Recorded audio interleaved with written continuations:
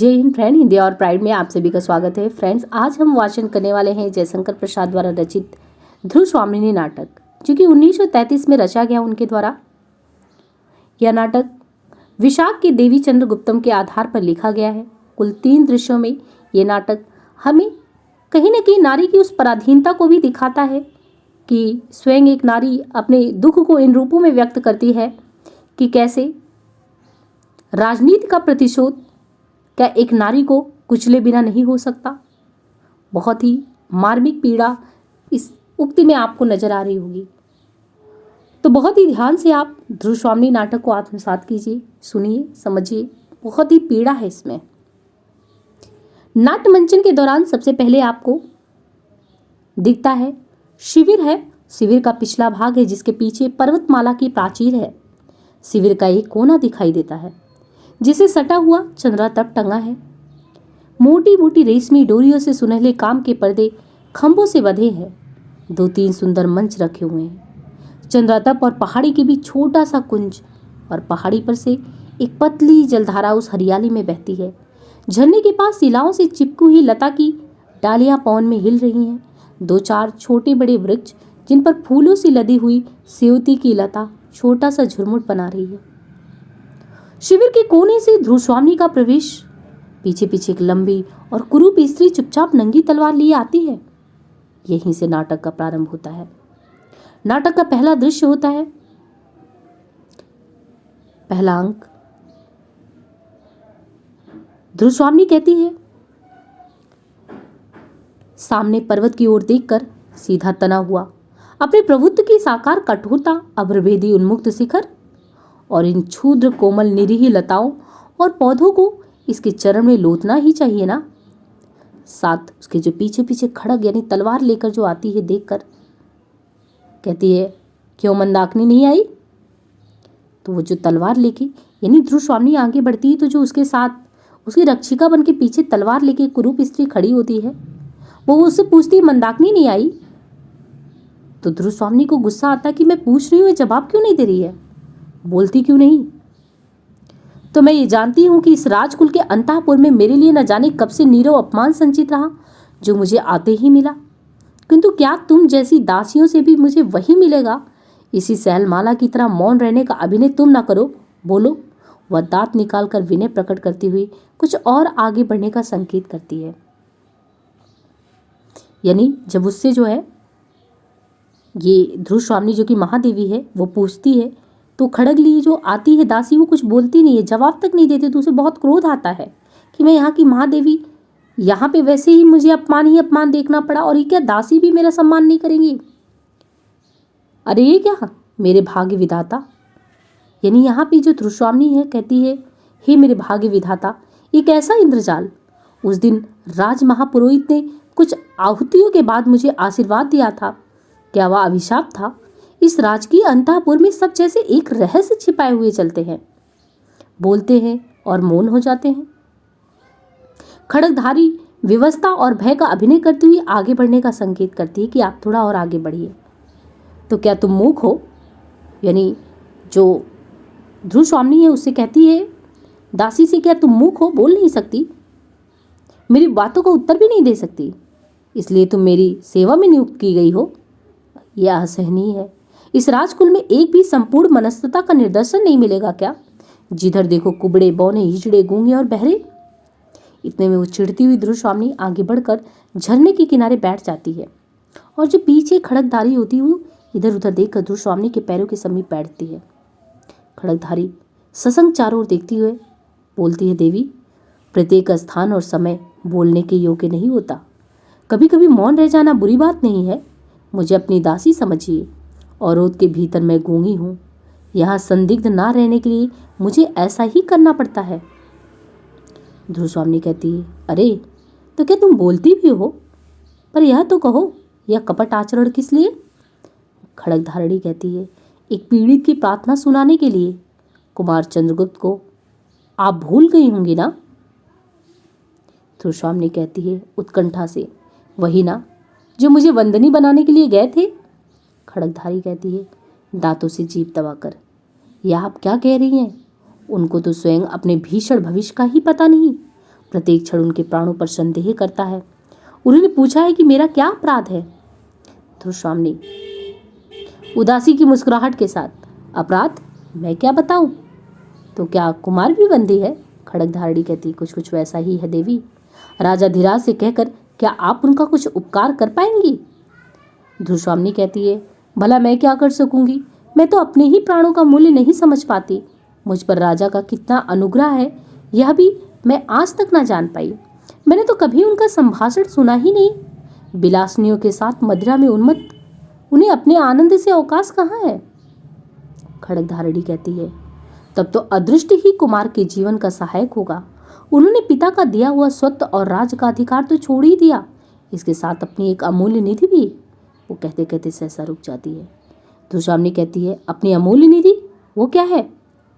खड़गधारणी कहती है, यह अत्यंत गुप्त है देवी, किंतु मैं प्राणों की भीख मांगते हुए कह सकूंगी।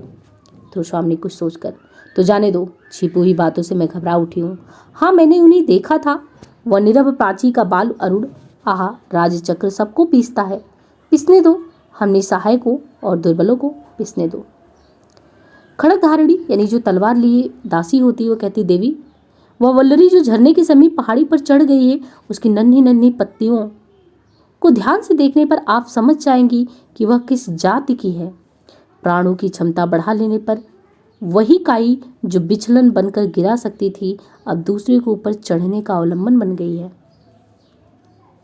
ध्रुवस्वामिनी आकाश की ओर देखकर, वह बहुत दूर की बात है। आह, कितनी कठोरता है। मनुष्य के हृदय में देवता को हटाकर राक्षस कहाँ से घुस आते हैं?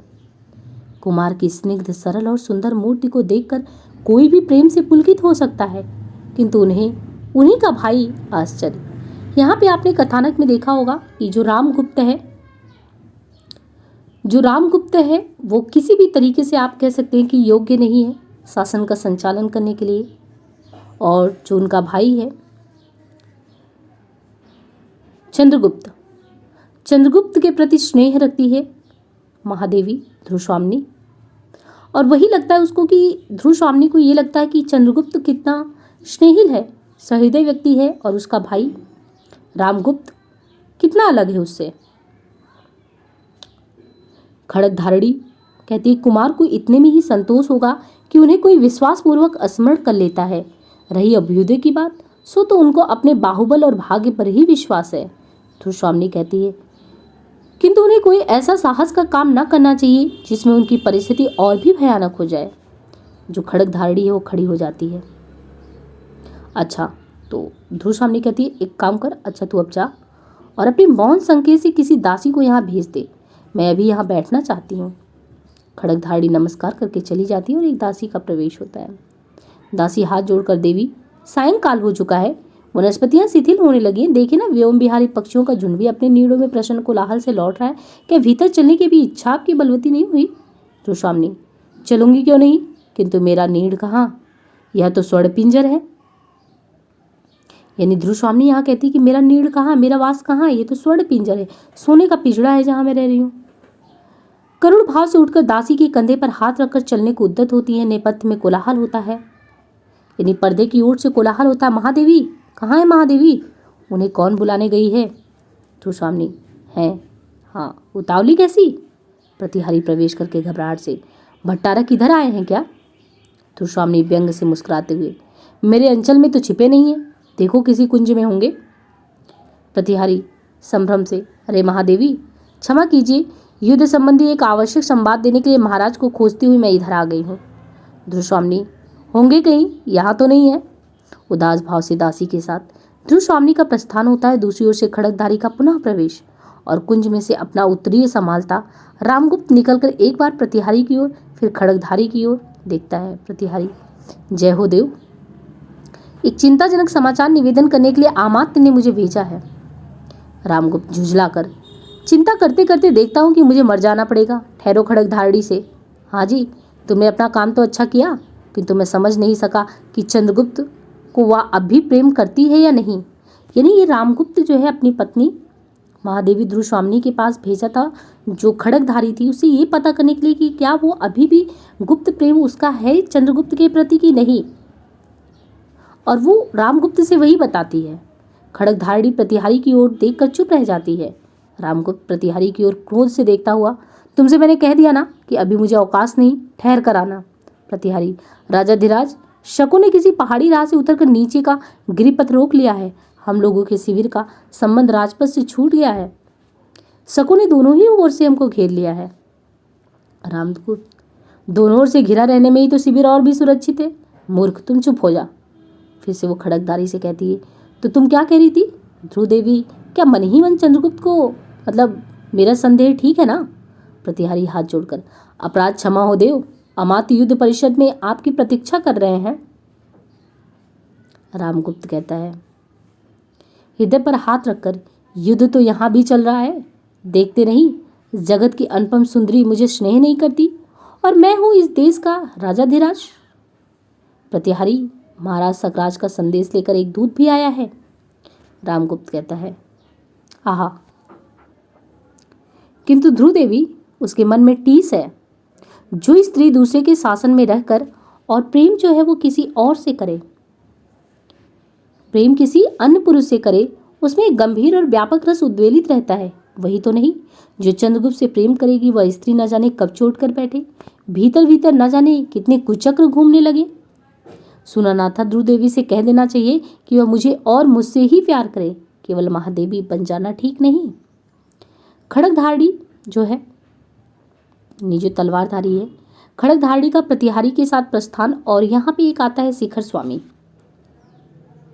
तो वहां पे जो शिखर स्वामी है उसका प्रवेश होता है। शिखर स्वामी कहता है, कुछ आवश्यक बातें कहनी है देव। तो रामगुप्त कहता है, चिंता से उंगली हिलाते हुए जैसे अपने आप बातें कर रहा हो, ध्रुव देवी को लेकर क्या साम्राज्य से भी हाथ धोना पड़ेगा? यानी रामगुप्त कहता है, क्योंकि आपने देखा कि रामगुप्त के सामने जो आक्रमण होने वाला है सकराज के थ्रू, तो वो एक जो है संधि भेजता है, संधि प्रस्ताव करता है कि हमें आप जो है अपनी जो ध्रुव स्वामी है उनको जो है मेरे यहाँ पे भेज दीजिए। अब यहाँ पे वही रामगुप्त की आप कायरता देखेंगे कि रामगुप्त कहता है, चिंता से उंगली हिलाते हुए कि जैसे अपने आप बातें करती हूँ कि ध्रुव देवी को लेकर क्या अब हम साम्राज्य से भी हाथ धोएं?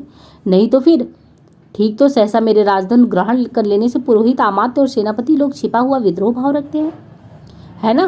केवल एक तुम ही मेरे विश्वास पात्र हो। यानी शिखर स्वामी को कहता है कि पूरे साम्राज्य में एक तुम ही तो मेरे विश्वास पात्र हो, समझा ना?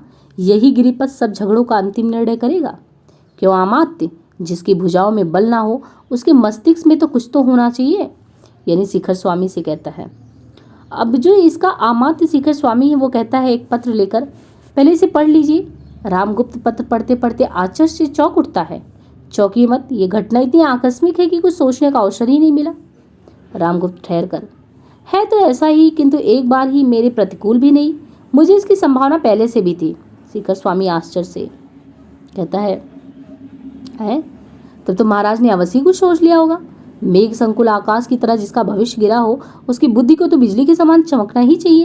तो ये जो है कि जब भी आपके ऊपर संकट आए तो उस समय एक राजा जो है उसको इसी तरीके से भविष्य, अगर उसका चारों तरफ से आकाश की मेघों से घिरा हो तो उसे तो कुछ तो निर्णय त्वरित लेना पड़ता है।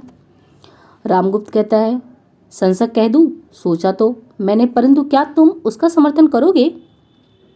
शिखर स्वामी कहता है, यानी अमात्य होता है ना उस राज्य का, तो कहता है कि यदि नीति युक्त हुआ तो अवश्य समर्थन करूंगा। सबके विरुद्ध रहने पर भी स्वर्गीय आर्य समुद्रगुप्त की आज्ञा के प्रतिकूल मैंने ही उनका समर्थन किया था। यानी जो इनके पिता थे रामगुप्त के समुद्रगुप्त। नीति सिद्धांत के आधार पर ज्येष्ठ राजपुत्र को, रामगुप्त कहता है बात काटकर, वो तो मैं जानता हूँ, किंतु इस समय जो प्रश्न सामने आ गया उस पर विचार करना चाहिए। ये तुम जानते हो कि मेरी इस विजय यात्रा का कोई गुप्त उद्देश्य है, उसकी सफलता भी सामने दिखाई पड़ रही है। यहाँ थोड़ा सा साहस चाहिए हमें। शिखर स्वामी कहता है कि वो क्या? रामगुप्त कहता है, शकदूत संधि के लिए जो प्रमाण चाहता है, यानी जो शकदूत सकराज जो है, जो संधि के लिए जो प्रमाण चाहता है उसे अस्वीकार न करना चाहिए। ऐसा करने में इस संकट के बहाने जितने विरोधी प्रकृति हैं उन सबको एक तरीके से वो सब मतलब कि जागरूक हो उठेंगे। शिखर स्वामी कहता है कि भविष्य के लिए चाहे अच्छा हो, किंतु इस समय तो हमको बहुत से विघ्नों का सामना करना ही पड़ेगा। रामगुप्त कहता है हंसकर, तुम्हारी बुद्धि कब काम में आवेगी? और हाँ, चंद्रगुप्त के मनोभाव का कुछ पता लगा क्या?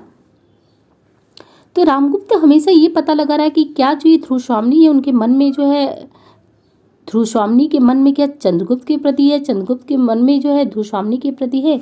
और ये जो सकरात जो प्रस्ताव भेजता है उसमें वो कहता है कि महादेवी को मेरे शिविर में भेज दो। अब रामगुप्त को लगता है कि जब मेरी पत्नी मेरी ही रह के, यानी जो स्त्री दूसरे के शासन में रह के प्रेम दूसरे से करे, उसमें एक गंभीर व्यापक रस उद्वेलित होता है। ऐसा ये कहना है किसका? ये कहना है इसका, यानी जो रामगुप्त है। वो कहता है कि वही तो जो चंद्रगुप्त से प्रेम करेगी वह स्त्री ना जाने कब चोट कर बैठे। तो उसको लगता है कि भेज ही देना चाहिए इसको, हमें क्या मतलब कि ये हमारा मान सम्मान है, सब कुछ है। रामगुप्त कहता है कि ये कोई नई बात नहीं है, देखा जाए तो शिखर स्वामी कहता है कि कोई नई बात तो नहीं है कि उसके मन में, चंद्रगुप्त के मन में ध्रुवस्वामिनी को लेकर ना हो कुछ। तो रामगुप्त कहता है मैं देखता हूँ ना कि मुझे पहले अपने अंतःपुर के ही विद्रोह का दमन करना होगा। ध्रुव देवी की हृदय में चंद्रगुप्त की आकांक्षा धीरे धीरे जाग रही है। शिखर स्वामी कहता है यह असंभव नहीं, किंतु महाराजा इस समय आपको दूत से साक्षात करके उपस्थित राजनीति पर ध्यान देना चाहिए, इन सब विचित्र बातों पे नहीं। तो रामगुप्त कहता है विचित्र हो चाहे ना हो, सचित्र आमात्र तुम्हारी राजनीति की इसी में है, भीतर और बाहर के सब शत्रु एक ही चाल में परास्त होने चाहिए। इतने में दोनों का प्रस्थान। मंदाकिनी जो कि बहन है वो आती है ससंग भाव से। मंदाकिनी कहती है चारों ओर देखकर, भयानक समस्या है, मूर्खों ने स्वार्थ के लिए साम्राज्य के गौरव का सर्वनाश करने का निश्चय कर लिया। सच है, वीरता जब भागती है तब उसके पैरों से राजनीतिक छलछंद की धूल उड़ाती है। यानी इस महल में अगर देखें तो एक चंद्रगुप्त है जो ध्रुवस्वामिनी को चाहता है, मंदाकिनी है जो राज्य की हितैषी है, और मंदाकिनी को ये बिल्कुल बुरा लगता है कि उसका भाई रामगुप्त जो है वो जो राजकुल की गौरव है उसका सर्वनाश करने के लिए तैयार है, यानी वो शक शिविर में भेजने के लिए ध्रुवस्वामिनी को तैयार है। तो ही उसके मुंह से ये निकलता कि वीरता जब भागती तब उसके पैरों से राजनीतिक छलछंद की धूल उड़ाती है। कुछ सोचकर कुमार चंद्रगुप्त को ये सब समाचार शीघ्र ही मिलना चाहिए। गूंगी के अभिनय में महादेवी की हृदय का आवरण तनिक सा हटा है, किंतु वह थोड़ा सा स्निग्ध भाव भी कुमार के लिए कम महत्व नहीं रखता। कुमार चंद्रगुप्त कितना समर्पण का भाव है उसमें, और उसका भाई, बड़ा भाई रामगुप्त कपटाचारी। जी करता है इस कलुषित वातावरण से कहीं दूर विस्मृत में अपने को छिपा लूं, पर मंदा, मुझे विधाता ने क्यों बनाया? मुझे हृदय कठोर करके अपने कर्तव्य तो करने ही होंगे। यहाँ रुकना नहीं होगा, न्याय का दुर्बल पक्ष ग्रहण करना होगा। वो गाती है, तो मंदा गाना गाती है यहाँ पे कि यह कसक अरे आंसू सहजा बनकर विनम्र अभिमान मुझ मेरा अस्तित्व बता रह जा, बन प्रेम छलक कोने कोने अपनी नीरव गाथा कह जा, करुणा बन दुखिया वसुधा पर शीतलता फैलता बह जा। जाती है, ध्रुवस्वामिनी का उदास भाव से धीरे धीरे वहां पे प्रवेश होता है। पीछे एक परिचारिका पान का डिब्बा और दूसरी चमर लिए आती है। ध्रुवस्वामिनी एक मेज पर बैठकर अक्षरों पर उंगली रखकर कुछ सोचने लगती है और चमरस धड़ी चमर चलाने लगती है। ध्रुवस्वामिनी कहती है कि हाँ, क्या कहा शिखर स्वामी, कुछ कहना चाहता है? कह दो, कल सुनूंगी, आज नहीं। परिचारिका, जैसी आज्ञा, तो मैं कह आऊं कि आमात्य से कल देवी बात करेंगी? ध्रुवस्वामिनी कहती है कुछ सोचकर, ठहरो तो, वह गुप्त साम्राज्य का आमात्य है, उसे आज ही भेंट करना होगा। वाह, ये तो बताओ तुम्हारे राजकुल में नियम क्या है? पहले आमात्य की हम मंत्रणा सुन ले या राजा से भेंट कर ले? तो जो परिचारिका है वो दांतों से जीभ दबाकर, ऐसा नियम तो मैंने नहीं सुना, ये युद्ध शिविर है ना, परम भट्टारक को अवसर न मिला होगा। महादेवी, आपको संदेह नहीं करना चाहिए। ध्रुवस्वामिनी को हमेशा उस महल में रह के यही लगता था कि वो उसका महल तो है ही नहीं, बेगाना है, क्योंकि रामगुप्त जो है उसको हमेशा अपने भाई पे संदेह रहता था, अपनी पत्नी पे संदेह रहता था, और कहीं ना कहीं मतलब वो जो था ना बिल्कुल विलासी प्रकृति का था। तो ध्रुवस्वामिनी को भी लगता था कि वहाँ की परिचारिका उदासी, कोई तो उसका बात मान नहीं रहा है। अपने को बहुत ही आशा है महसूस करती थी। तो ध्रुवस्वामिनी जो है कहती कि मैं महादेवी ही हूँ ना, यदि ये सत्य है तो क्या तुम मेरी आज्ञा से कुमार चंद्रगुप्त को यहाँ बुला सकती हो? मैं चाहती हूँ कि आमात्य के साथ ही कुमार से भी कुछ बातें कर लूँ। परिचारिका कहती क्षमा कीजिए, इसके लिए तो पहले आमात्य से पूछना होगा ना। ध्रुवस्वामिनी क्रोध से उसकी ओर देखने लगती है और वह पान का डब्बा रखकर चली जाती है। एक बौने का, कुबड़े और हिजड़े का साथ प्रवेश होता है वहाँ पे। कुबड़ा कहता है युद्ध, भयानक युद्ध, बौना कहता हो रहा है, कहीं होगा मित्र। हिजड़ा कहता बहनों यदि युद्ध करके दिखाओ ना, महादेवी भी देख लें। बौना कुबड़े से सुनता है रे, तू अपना हिमाचल इधर कर दे, मैं दिग्विजय करने के लिए कुबेर पर चढ़ाई करूंगा। उसकी कुबड़ को दबाता और कुबड़ अपने घुटनों और हाथों के बल बैठ जाता है। हिजड़ा कुबड़े की पीठ पर बैठता है। बौना एक मूर्छल लेकर तलवार की तरफ उसे घुमाने लगता है। मतलब वहां पे आप कह सकते हैं कि ये जो है क्रम से बौने हिजड़े ये सब वहां पे प्रवेश करते हैं और इस तरीके से सब होता है और उन लोगों की आपस में वार्तालाप चलती है। इतने में दासी के साथ जो शिखर स्वामी होता है उसका वहां पे प्रवेश होता है। शिखर स्वामी यानी मंत्री। शिखर स्वामी कहता है महादेवी की जय हो। ध्रुव स्वामी से कहता है महादेवी की जय हो। और दूसरी ओर से युवती दासी के कंधे का सहारा लिए कुछ कुछ मदिरा के नशे में रामगुप्त का प्रवेश, यानी रामगुप्त भी आता है मदिरा लिए हुए। मुस्कुराता हुआ बौने का खेल देखने लगता है और ध्रुव स्वामी को लगता है कि कितना मतलब एक तरीके से ना कि इतना बिलासी राजा है। मतलब एक तो साम्राज्य इस तरीके से घिरा हुआ है चारों तरफ दुश्मन से और ये बिल्कुल मनमस्त है। कुबड़े हिजड़े इनकी ये इसको नृत्य देखने हैं। और शिखर स्वामी रामगुप्त को संकेत करता है। रामगुप्त कुछ भर्राए हुए कर्ण से महादेवी की जय हो वो भी करता है नशे में। ध्रुव स्वामी को तो गुस्सा ही आता है, कहते ये स्वागत है महाराज। अब रामगुप्त क्या होता है कि एक मंच पे बैठ जाता है और शिखर स्वामी ध्रुव स्वामी के इस उदासीन शिष्टाचार से चकित होकर सिर खुजलाने लगता है। कुबड़ा कहता है दोहाई हो राजाधिराज, हिमाचल का कुबड़ देखने लगा ना तो यह नलकुबड़ की बहू मेरे कुबड़ से उठती है और ना तो यह बौना मुझे विजय ही कर लेता। रामगुप्त विलासी प्रकृति का वो हंसता है वाहरे वामन वीर। और ये सब देख कर ध्रुव स्वामी अंदर ही अंदर कुटती रहती है। फिर बौना आके कहता वामन के बल विजय की गाथा और 3 पगों की महिमा सब लोग जानते हैं, मैं 3 लात में इस कुबड़ को सीधा कर सकता हूँ। कुबड़ कहता है और वो मस्त है, मतलब मदिरा पी रहा है, इन लोगों का ये देख रहा है, हिजड़े बौने सब कर रहे हैं। और हिजड़ा कहता देखो जी मैं नल कुबेर की वधू इस पर बैठी हूँ। बौना कहता है झूठ, युद्ध के डर से पुरुष होकर भी यह स्त्री बन गया है। हिजड़ा कहता मैं तो पहले ही कह चुकी हूँ कि मैं युद्ध करना ही नहीं जानती। बौना कहता तुम नल कुबेर की स्त्री हो ना, तो अपनी विजय का उपहार समझकर मैं तुम्हारा हरण कर लूंगा। रामगुप्त इसमें ठठाका मार के हंसता है। ध्रुवस्वामी को अंदर ही अंदर क्रोध आता है। वो क्रोध से अकड़ कर कहती है निकालो, यानी इन लोगों को निकालो अभी, यहाँ ऐसी निर्लज्जता का नाटक मैं नहीं देखना चाहती। शिखर स्वामी की ओर से सक्रोध देखती हुई शिखर के संकेत करने पर वे भाग जाते हैं। रामगुप्त कहता है अरे ओ दिग्विजयी सुन, तो उठकर ताली पीटता हुआ हंसने लगता है। ध्रुवस्वामी क्षोभ और घृणा से मुंह फिरा लेती है। शिखर स्वामी के संकेत से दासी मदिरा का पात्र ले आती है। उसे देखकर प्रसन्नता से आंखें फाड़कर शिखर की और अपना हाथ बढ़ा देता है। आमात्य आज ही महादेवी के पास में आया और आप भी पहुंच गए, ये तो विलक्षण घटना है ना। वो मदिरा का पात्र लेता है। शिखर स्वामी कहता देव मैं इस समय एक आवश्यक कार्य से आया हूँ। रामगुप्त ओह मैं तो भूल ही गया था, वह बर्बर सकराज क्या चाहता है, मैं आक्रमण ना करूँ, इतना ही तो, जाने दो, युद्ध कोई अच्छी बात तो है नहीं। शिखर स्वामी कहता है वो और भी कुछ चाहता है। रामगुप्त कहता है क्या। शिखर स्वामी सिर झुकाकर कहता है नहीं, वो बहुत ही असंगत और अशिष्ट याचना कर रहा है। रामगुप्त कहता है क्या कुछ कहो भी तो। शिखर स्वामी कहता है क्षमा हो महाराज, दूत तो अवध्य है इसलिए उसका संदेश सुनना ही पड़ेगा आपको। वो कहते हैं कि सकरात से महादेवी ध्रुव स्वामी का, फिर रुक कर ध्रुव स्वामी की ओर देखने लगता है। ध्रुव स्वामी सिर हिलाकर कहने की आज्ञा देती है। विवाह संबंध स्थिर हो चुका था। बीच में ही आर्य समुद्रगुप्त की विजय यात्रा में महादेवी के पिताजी ने उपहार में उन्हें गुप्तकुल में भेज दिया, इसलिए महादेवी को वह। रामगुप्त कहता है ये कहता है अमात क्या वो महादेवी को मांगता है। शिखर स्वामी हाँ देव, साथ ही वह अपने सामंतों के लिए मगध के सामंतों की स्त्रियों को भी मांगता है। रामगुप्त श्वास लेकर ठीक ही है, जब उसके पास सामंत है तब उन लोगों के लिए भी स्त्रियां चाहिए ही होंगी। क्या ये सच है कि महादेवी के पिता ने पहले सकरात से इनका संबंध स्थिर कर दिया था। शिखर स्वामी कहता है ये तो मुझे नहीं मालूम। ध्रुव स्वामी रोज से फूलती हुई टहलने लगती है। रामगुप्त कहता है महादेवी आमात्य क्या पूछ रहे हैं। ध्रुव स्वामी कह रही है इस प्रथम संभाषण के लिए मैं कृतज्ञ हुई महाराज, किंतु मैं भी ये जानना चाहती हूँ कि गुप्त साम्राज्य के स्त्री संप्रदान से ही बढ़ा है क्या। रामगुप्त हंसकर कहता है बताइए आमात्य जी। शिखर स्वामी कहते हैं मैं क्या कहूँ, शत्रु पक्ष का यही संदेश है, यदि स्वीकार न हो तो युद्ध कीजिए, शिविर दोनों ओर से घिर चुका है। रामगुप्त चौंकर क्या प्राण देने के अतिरिक्त दूसरा कोई रास्ता नहीं है।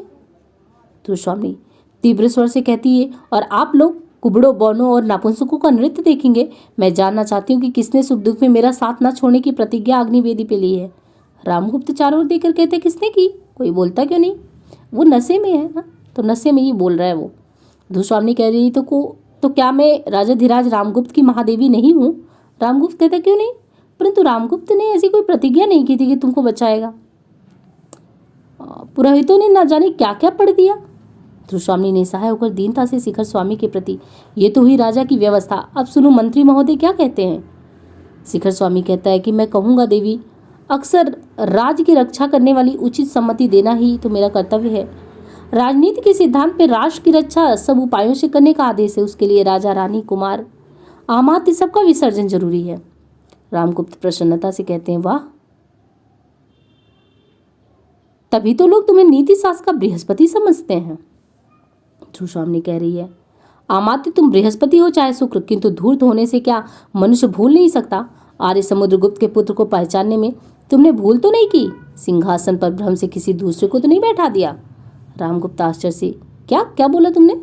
धूस्वामिनी, कुछ नहीं, मैं केवल यही कहना चाहती हूँ कि पुरुषों ने स्त्रियों को अपनी पशु संपत्ति समझकर उन पर अत्याचार करने का अभ्यास बना लिया है। वह मेरे साथ नहीं चल सकता। यदि तुम मेरी रक्षा नहीं कर सकते, अपने कुल की मर्यादा और नारी का गौरव का रक्षा नहीं कर सकते, तो तुम मुझे बेच भी नहीं सकते। हाँ, तुम लोगों को आपत्ति से बचाने के लिए मैं स्वयं यहाँ से चली जाऊंगी। शिखर स्वामी मुंह बनाकर, ओह, राजनीति में ऐसी बातों का स्थान नहीं है। जब तक नियमों के अनुकूल संधि का पूर्ण रूप से पालन न हो जाए तब तक संधि का कोई अर्थ ही नहीं। धूस्वामिनी कहती, देखती हूँ कि इस राष्ट्र रक्षा यज्ञ में रानी की बलि होगी ही। शिखर स्वामी कहते, दूसरा कोई उपाय नहीं है। धूस्वामिनी क्रोध से पैर पटककर, उपाय नहीं तो ना हो, निर्लज्ज आमात्य, फिर ऐसा प्रस्ताव मैं नहीं सुनना चाहती। रामगुप्त चौंककर, इस छोटी सी बात के लिए इतना बड़ा उपद्रव? वो कहते हैं, मेरा तो कंठी सूखा जा रहा है, एक काम करो, फिर से मत डलाओ। और धूस्वामिनी यहाँ पे दृढ़ता से, अच्छा तो अब मैं चाहती हूँ कि आमात्य अपने मंत्रालय गृह में जाए। मैं केवल रानी ही नहीं परंतु स्त्री भी हूँ, और मुझे अपने पति से कुछ भी कहने का।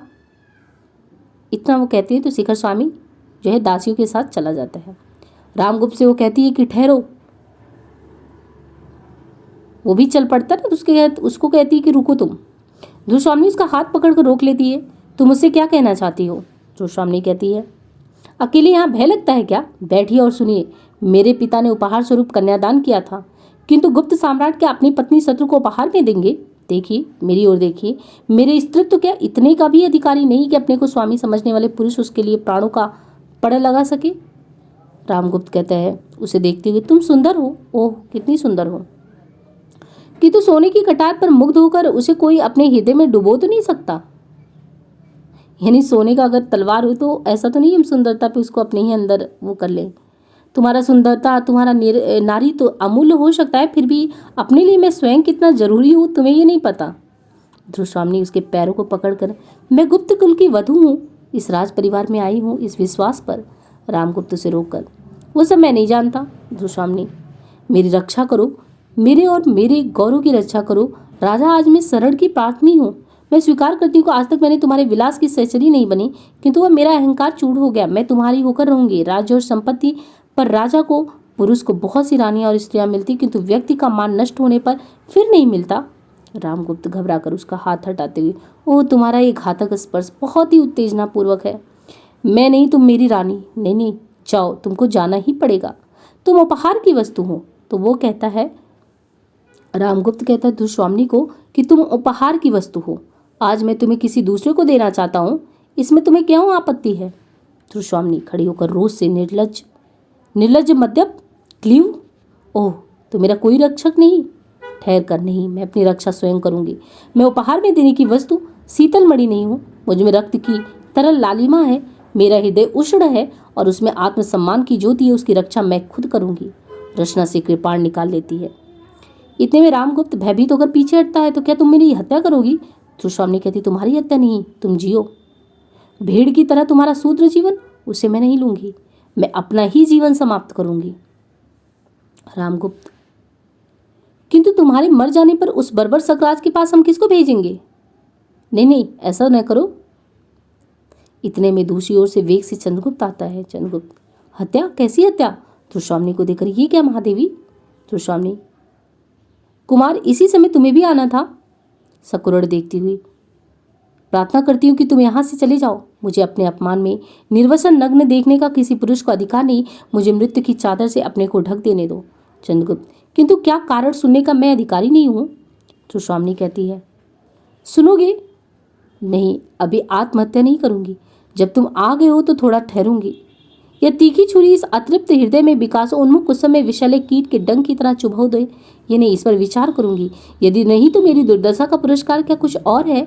हाँ, जीवन के लिए कृतज्ञ, उपकृत और आभारी होकर किसी के अभिमान पूर्वक आत्मविज्ञापन का भार ढोती रहूं। यही क्या विधाता का निष्ठुर विधान है? छुटकारा नहीं, जीवन नियति के कठोर आदेश पर ही चलता रहेगा। चंद्रगुप्त कहता, देवी, जीवन विश्व की संपत्ति है। प्रमाद से, क्षणिक आवेश से या दुख की कठिनाइयों से उसे आप नष्ट नहीं कर सकते। गुप्त कुल लक्ष्मी आज यह छिन्न मस्तक का अवतार किस लिए धारण करना चाहती है? तो स्वामिनी कहती है, नहीं, मैं मरूंगी नहीं, क्योंकि तुम आ गए हो। मेरी शिविका के साथ चमर सज्जित अश्व पर चढ़कर तुम ही उस दिन आए थे। तुम्हारा विश्वासपूर्ण मुखमंडल मेरे साथ आने में क्यों इतना प्रसन्न था?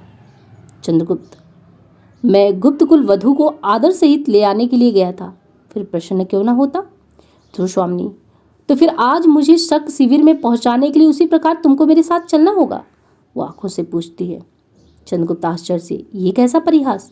तो स्वामिनी, कुमार, ये परिहास नहीं, राजा की आज्ञा है। सकराज को मेरी अत्यंत आवश्यकता है। यह अवरोध बिना मेरा उपहार दिए नहीं हो सकता। चंद्रगुप्त आवेश से, ये नहीं हो सकता महादेवी। जिस मर्यादा के लिए, जिस महत्व के स्थिर रखने के लिए मैंने राजदंड ग्रहण न करके अपना मिला हुआ अधिकार छोड़ दिया, उसका ये अपमान। मेरे जीवित रहते हुए समुद्रगुप्त के स्वर्गीय गर्भ को इस तरह पद्दलित होना नहीं पड़ेगा।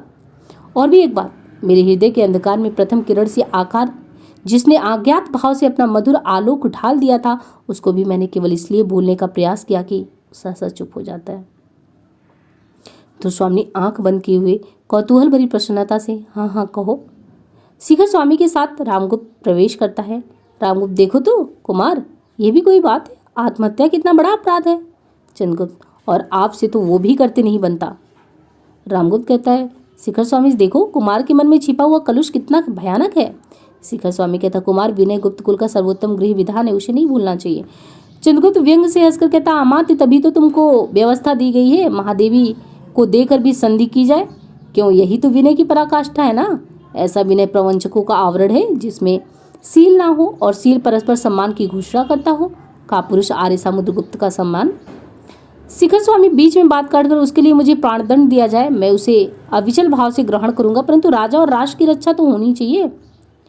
इतने में मंदाकिनी जो है वो आती है प्रवेश करके।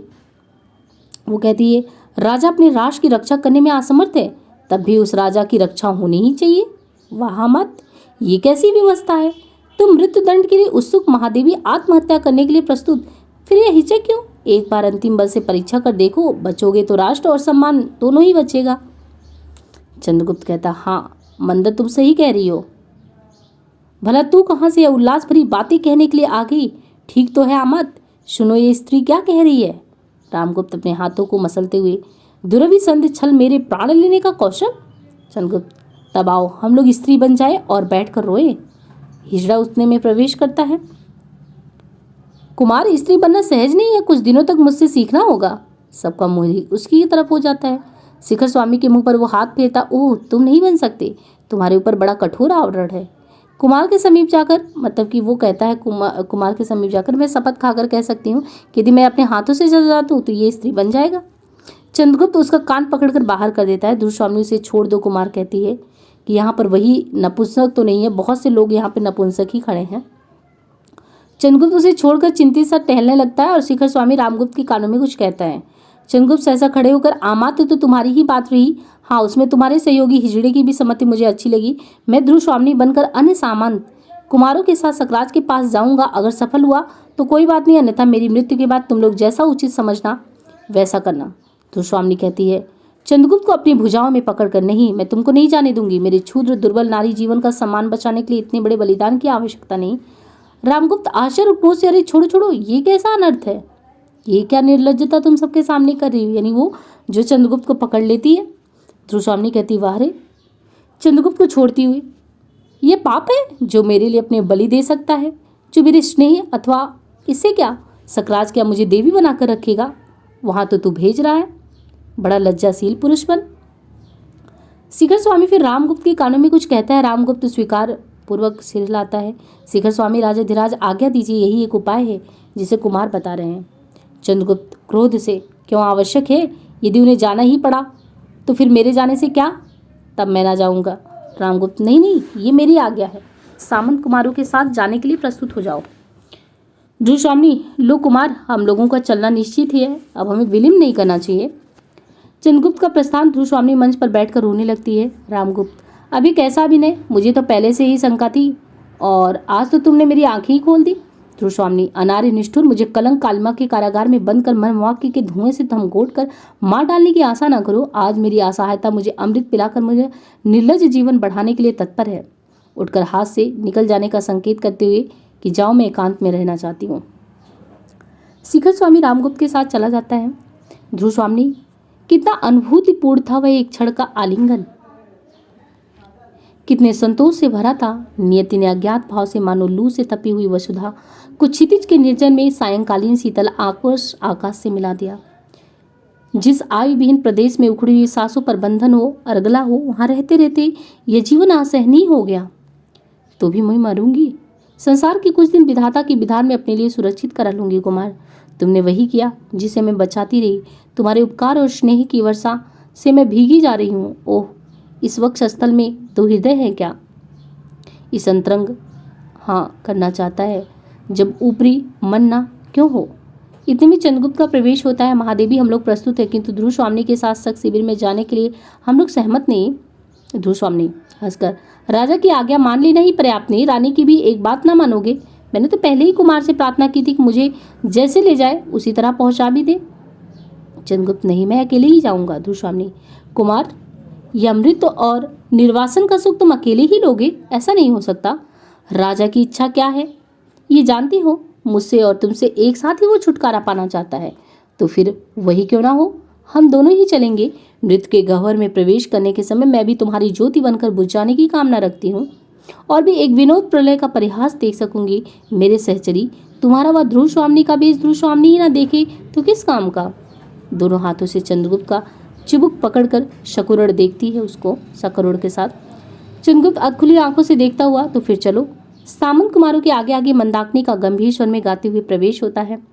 पैरों के नीचे जलधर हो, बिजली से उनका खेत चले, संकीर्ण कगारों के नीचे सत्सत झरने वेमेल चले, सन्नाटे में हो बिकल पवन, पादप निज पद हो चूम रहे, तब भी गिरपथ का अथक पतित ऊपर ऊंचे सब झेल रहे। पृथ्वी की आंखों में बनकर छाया का पुतला बढ़ता हो, सूने तम में हो ज्योति बना अपनी प्रतिमा का गढ़ता हो, पीड़ा की धूल उड़ाता सा, बाधाओं को ठुकराता सा, कष्टों पर कुछ मुस्काता सा, ऊपर ऊंचे सब झेल चले। खिलते हो छत के फूल वहां बन, व्यथा तमिश्रा के तारे, पद पद पर तांडव नर्तक हो, स्वार सप्तक हुए लावे। भैरव रव से हो व्याप्त दिशा, कांप रही भय चकित निशा, हो श्वेत धार बहती कभिशा। विचलित हो अचल ना मौन रहे, निष्ठुर श्रृंग उतरता, क्रंदन कंपन ना पुकार बने, निज साहस पर निर्भरता। अपनी ज्वाला को आप पिए, नवनील कंठ को छाप लिए।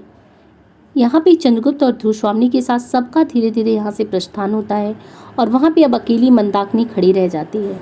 तो यहाँ पे जो है इसका नाटक का पहला अंक है वो समाप्त होता है। नाटक 3 अंकों में विभक्त है। हम नेक्स्ट पार्ट में द्वितीय अंक करेंगे। यहाँ पे आपने अच्छे से नाटक को समझा होगा कि किस तरीके से शक शिविर में भेजने के लिए रामगुप्त जो है ध्रुवस्वामी को भेजने के लिए तैयार हो जाता है, लेकिन अंततः उसकी रक्षा के लिए चंद्रगुप्त आता है। अब हम देखते हैं कि शक शिविर में जाते वक्त जो है वहाँ पे क्या कांड होता है, क्या चीज़ें होती हैं, वो नेक्स्ट पार्ट में देखेंगे। आज के लिए इतना ही, धन्यवाद।